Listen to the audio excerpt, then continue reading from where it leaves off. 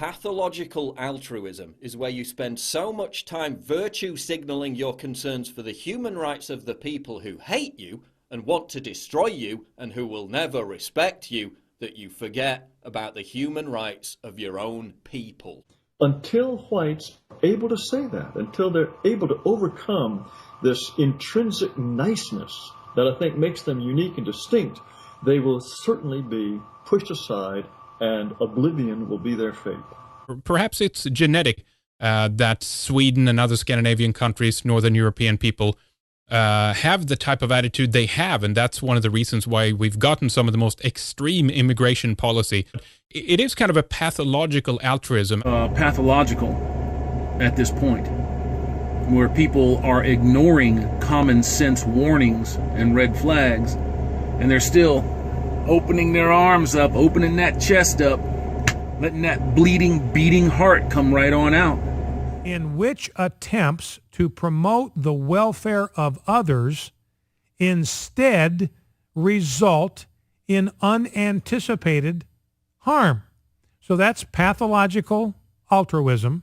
There's a tendency amongst white people to be very, very patient for very long periods of time. But along with that openness and that patience and that ability to suffer fools for a very long time, there's also an anger and a self-righteousness and a punitiveness that builds up as well. Pathological altruism is essentially the idea that you should only be concerned with people's feelings. It's essentially the idea, without regard for any sort of prudence.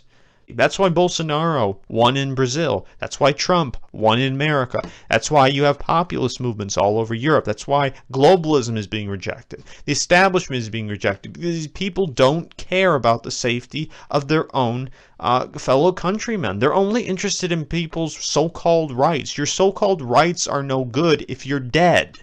This is what current liberal politics is all about, from environmentalism to political correctness to wealth redistribution and white privilege. So much of it depends on manipulating the masses into feeling guilty by using moral authority. And the best way to do it? Name calling. People are so fearful of being stigmatized as a racist. With the onslaught of anti-white rhetoric in schools, the media, and Hollywood, we've seen white guilt now morph into something known as ethnomasochism, which is defined as the act of taking pleasure in contemplating the humiliation, subordination, or annihilation of one's own ethnicity or race. No longer are we just seeing white guilt, rather an intense hatred for one's own race. 55% of white Americans believe whites are discriminated against. You have generations of poverty among whites too. Many white, unemployed, they're tired of being told they have privilege when they're like, I can't feed my family. We are not afforded the same privileges of white trash. White privilege, is it real? I am so uncomfortable having this conversation. We shouldn't use white privilege as a dirty word. It is what it is. Why are you guys attacking white people? This isn't about equality. This is about ramrodding an aggressive agenda down our throat. Complaining endlessly that something or somewhere is too white. Basketball being dominated by blacks is about fielding the best players, but hockey is racist as it's too white. Hollywood is too white. Trump's cabinet is too white. School X, Y, and Z is too white. Science is embarrassingly too white. The Football Association is too white. Comic book superheroes are too white. Particular departments are too white. Police departments are too white. European history is too white. The Foreign Service is too white. Craft beer is too white. Blacks were the true Egyptians. Movies whitewash this truth. Roman history is too white, and therefore it's racist. No other groups but whites cheer when their power within their nation is diminished by other groups that are growing, by housewives, grandmothers, and bearded hipsters.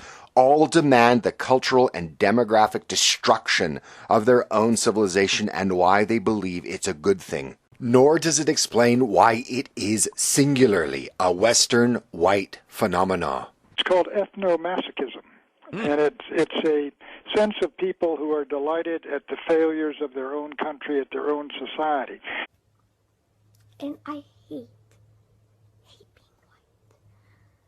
I do. I really hate it because I'm told on a daily basis that I'm a racist because I'm white.